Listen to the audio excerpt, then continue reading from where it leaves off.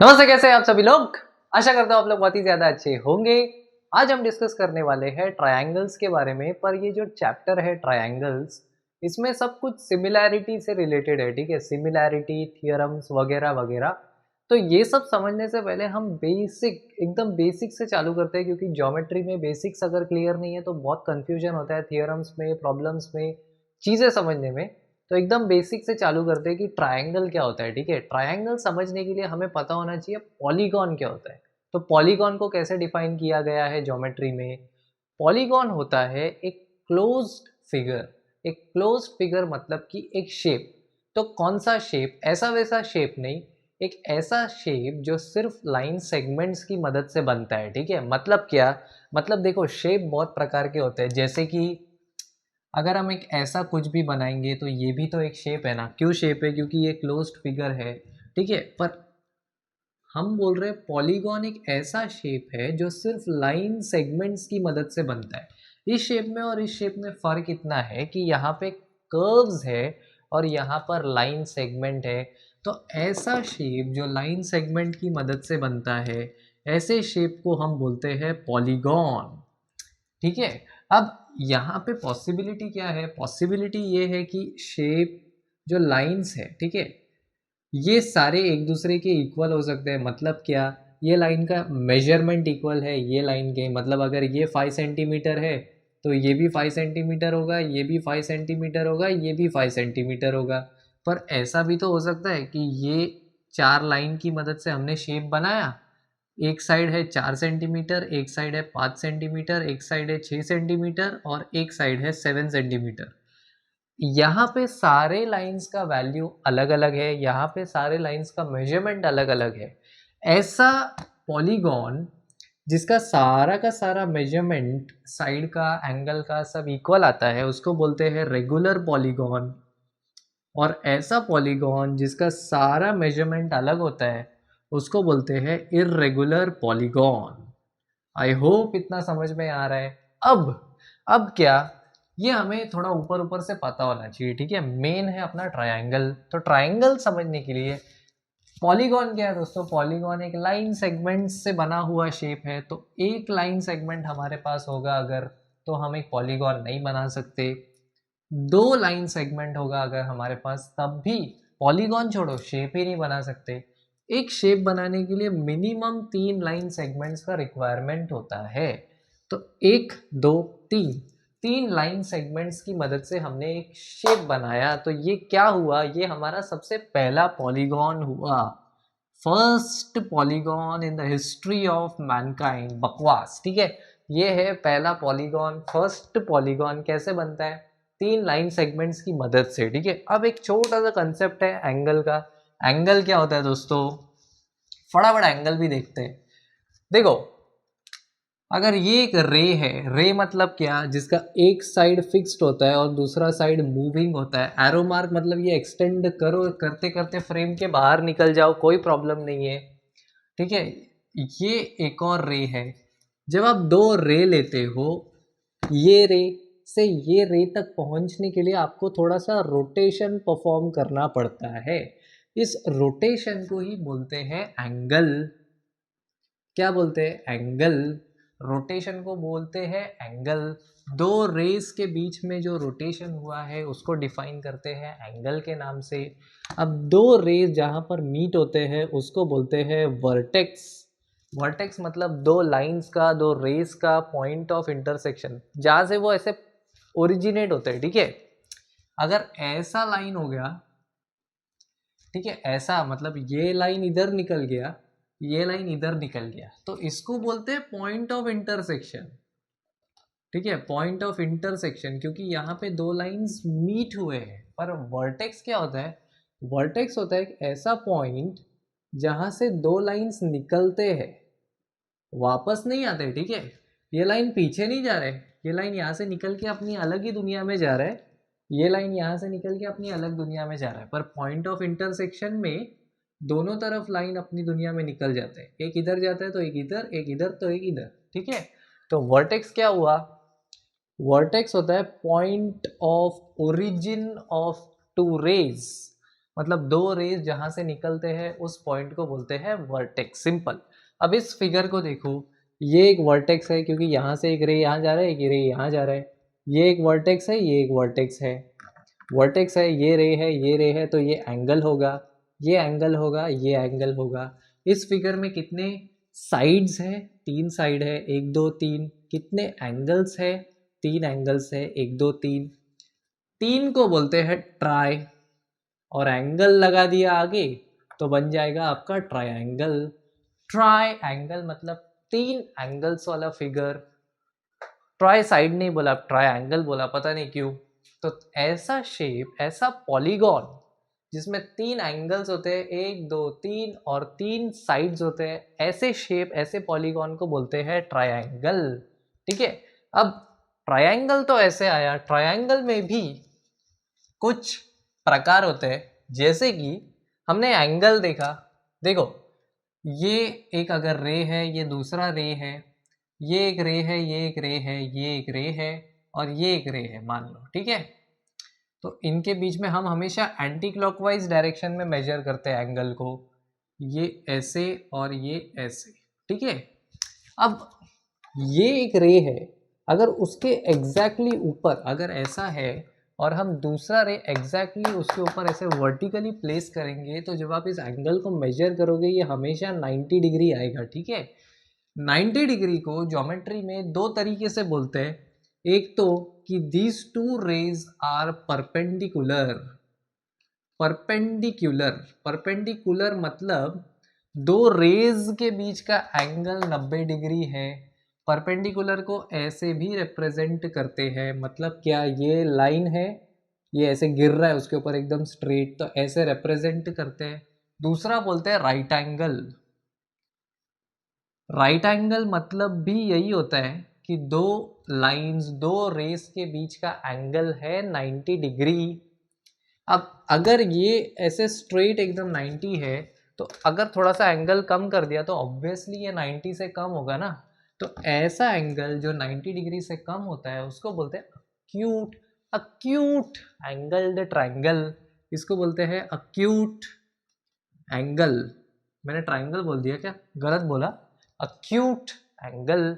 Acute angle मतलब angle is less than 90 degree. अब यहाँ पे अगर इतना 90 है तो और आगे लेके गए तो ग्रेटर देन 90 होगा, 90 से ज़्यादा ही होगा ना इसका मेजरमेंट। ऐसे एंगल को बोलते हैं ऑब्ट्यूज एंगल। ऑब्ट्यूज एंगल मतलब greater than 90 degree.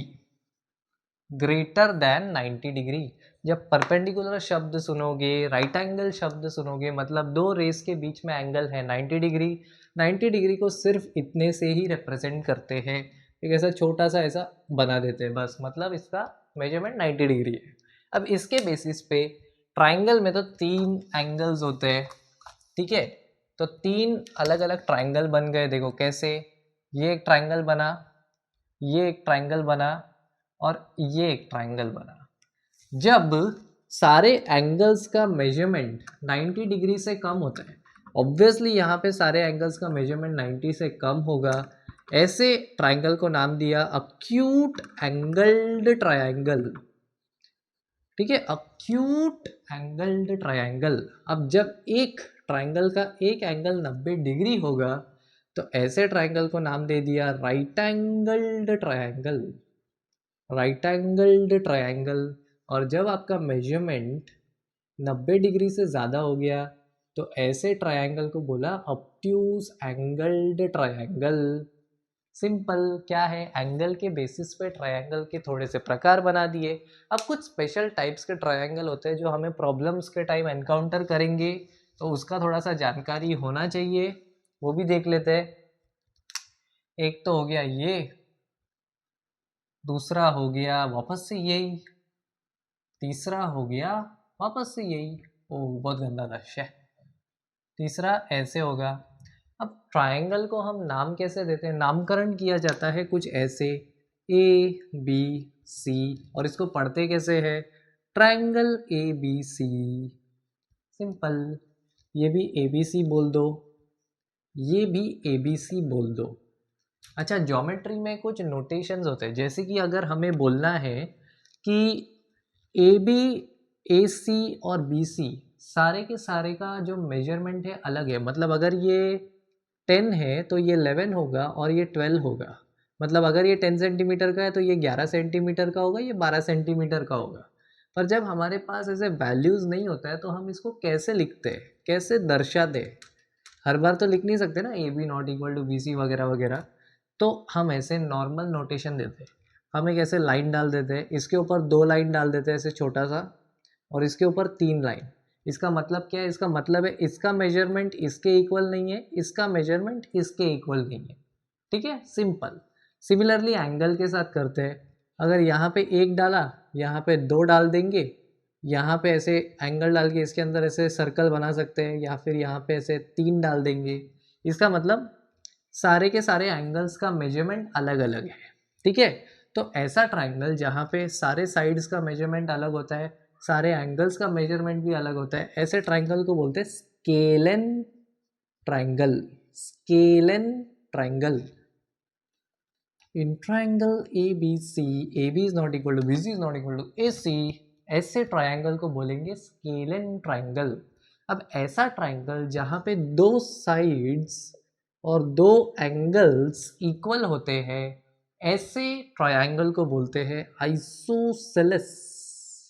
Isosceles triangle, simple.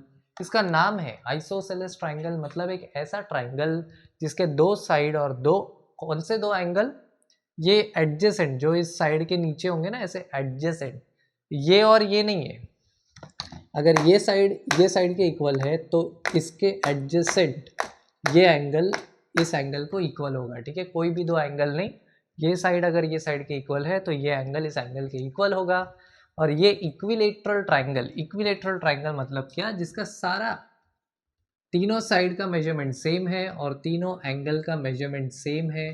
अच्छा, हम बचपन से पढ़ रहे कि जब हम सारे, क्या नहीं पढ़ रहे तो एक इंफॉर्मेशन देता हूँ कि जब हम सारे एंगल्स को ऐड करते हैं ट्राइंगल के, मतलब जब हम करते हैं measure of angle A plus measure of angle B plus measure of angle C, मतलब ये एंगल का वैल्यू प्लस ये एंगल का वैल्यू प्लस ये एंगल का वैल्यू, तो ये निकल कर आता है 180 डिग्री।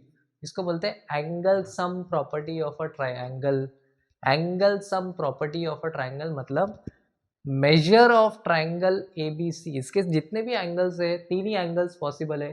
तो जब आप इन 3 एंगल्स को ऐड करते हो तो उसका एडिशन हमेशा 180 डिग्री के इक्वल आता है। ठीक है, अब जब अगर इसका वैल्यू इसका वैल्यू इसका वैल्यू इक्वल है, तो चलो मानते हैं इसका वैल्यू x है, तो ये भी x होगा, ये भी x होगा, तो ये क्या बन जाएगा 3x इक्वल टू 180।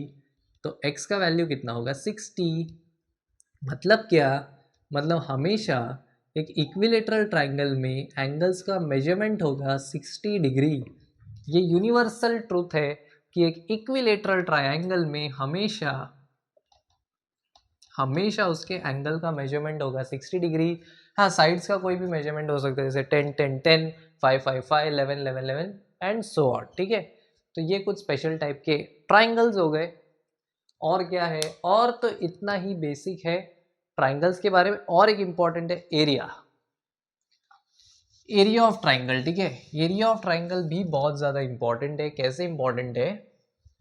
सबसे पहले तो एरिया ऑफ ट्राइंगल का फॉर्मूला क्या होता है? एरिया ऑफ ट्राइंगल का फॉर्मूला होता है half into base into height. बहुत अच्छे से ये फॉर्मूला हम सबको पता होना चाहिए कि area of triangle is equal to half into base into height. अब बेस क्या है, हाइट क्या है, वो देखते हैं। अच्छा, जब ये हम ट्राइंगल लेते हैं ए बी सी, ए बी सी, ठीक है, तो हमने देखा था कि ए पॉइंट को वर्टेक्स बोला जाता है, जहाँ से 2 रेज निकलते हैं उसको बोलते हैं वर्टेक्स। ए पॉइंट से रे निकला है ए बी और बी सी, तो ए होगा वर्टेक्स। हाइट कैसे मिलता है?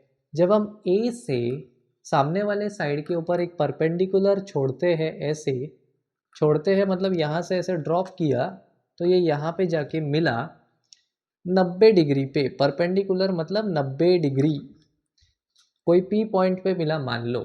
तो जब वर्टेक्स से एक लाइन, एक ऐसे रे छोड़ा, जो BC पे P पॉइंट पर मिला, तो AP जो है वो इसका हाइट कहलाता है। ट्राइंगल का हाइट है AP। क्यों? क्योंकि A से जब हम वर्टेक्स A से सामने वाले साइड पे छोड़ेंगे तो ये परपेंडिकुलर होगा, इसको ही इस ट्राइंगल का हाइट बोलते हैं। और जिस लाइन पे ये जाके गिरा है उसको बोलते हैं base of triangle. Base of triangle. अब ये अलग भी हो सकता है, जैसे कि अगर हम B पॉइंट लेते हैं वर्टेक्स, यहाँ से अगर हम एक परपेंडिकुलर डालते AC पे, तो मान लो ये पॉइंट Q है, तो BQ बन जाता हाइट और AC बन जाता बेस। अगर हम C से एक परपेंडिकुलर ड्रॉप करते कुछ ऐसे R पे, तो CR बन जाता हाइट और AB बन जाता बेस। ठीक है, पर इसका एरिया हमेशा सेम आएगा। एरिया आएगा हाफ इंटू बेस, मतलब ये अगर है BC इंटू हाइट होगा AP। ठीक है, अब ये किस प्रकार का ट्राइंगल था? अक्यूट, अरे ये तो स्केलर लिखा हुआ है मैंने, पोपट हो गया, पोपट, पोपट हो गया भाई। तो ये हमारा है अक्यूट एंगल्ड ट्राइंगल, ये हमारा है राइट एंगल्ड ट्राइंगल, और ये हमारा है ऑब्ट्यूज एंगल्ड ट्राइंगल। अब ABC है, अगर ये राइट एंगल्ड है तो राइट एंगल को ऐसे दिखाते हैं, और ये ऑब्ट्यूज एंगल है तो ये ऐसे ही रहने दो। जब अक्यूट एंगल रहता है तो हमेशा हाइट अंदर ही आता है ट्राइंगल के। ठीक है, राइट एंगल रहता है तो दोनों साइड एक दूसरे को परपेंडिकुलर है, तो ये बेस होगा तो ये हाइट होगा, अगर ये बेस है तो ये हाइट है। तो इसका क्या होगा एरिया? इसका होगा हाफ इंटू बेस मतलब BC, हाइट होगा AP। यहाँ पे देखा था, यहाँ पे क्या होगा, यहाँ पे हाफ इंटू बेस, अगर ये लिया BC तो ये परपेंडिकुलर है मतलब AB को हाइट ले लेंगे। ऑब्ट्यूज एंगल इंटरेस्टिंग है क्योंकि ये जो बेस है ये यहाँ पे, अगर हम यहाँ से एक परपेंडिकुलर ड्रॉ करेंगे ना तो ये यहाँ पे आएगा, ऐसे ट्राइंगल के बाहर आ जाता है। तो हमें बेस लाने के लिए इसको थोड़ा ऐसा एक्सटेंड करना पड़ता है। ठीक है, तो ऑब्ट्यूज एंगल का हमेशा हाइट ट्राइंगल के बाहर आएगा, ये हमें पता होना चाहिए, ये फैक्ट है, ये दिख रहा है सामने सामने, तो इसका क्या प्रूफ? अभी ऐसे ही होता है। ठीक है, तो इसका हमेशा देखो, मेजरमेंट बेस का इतना ही आएगा BC, और हाइट आएगा कोई पॉइंट P पे गिरेगा तो AP। ठीक है, मतलब क्या, या ये अगर 5 होता 5 सेंटीमीटर, ये 6 सेंटीमीटर होता, तो यहाँ पे ये एक्स्ट्रा पार्ट हमें लिखने की ज़रूरत नहीं है, ये तो हाइट यहाँ पे जाके गिरता है। हमें हमेशा हाइट का इतना वैल्यू लेना है और बेस का यही वैल्यू लेना है। ठीक है, और अगर हम यहाँ से हाइट डालते तो ये अक्यूट होता, ये एंगल अक्यूट है तो ये ट्राइंगल के बाहर नहीं जाता, बट यहाँ से ड्रॉप किया तो ये ट्राइंगल के बाहर चले जाएगा। तो ये कुछ सिंपल एरिया से रिलेटेड हमें जानकारी होनी चाहिए। ये कुछ बेसिक टर्मिनोलॉजीज हमने देख ली ट्रायंगल्स की, जो हमें चैप्टर में काम आएगा। इसमें बहुत कुछ है, सिमिलैरिटी और कॉन्ग्रुएंसी जो क्रक्स है चैप्टर का, पर उससे पहले हमें ये बेसिक चीज़ें पता होनी चाहिए थी जो हमने डिस्कस कर ली है। आशा करता हूँ आपको ये वीडियो पसंद आया होगा। Thank you so much guys ये वीडियो देखने के लिए। Bye bye and take care.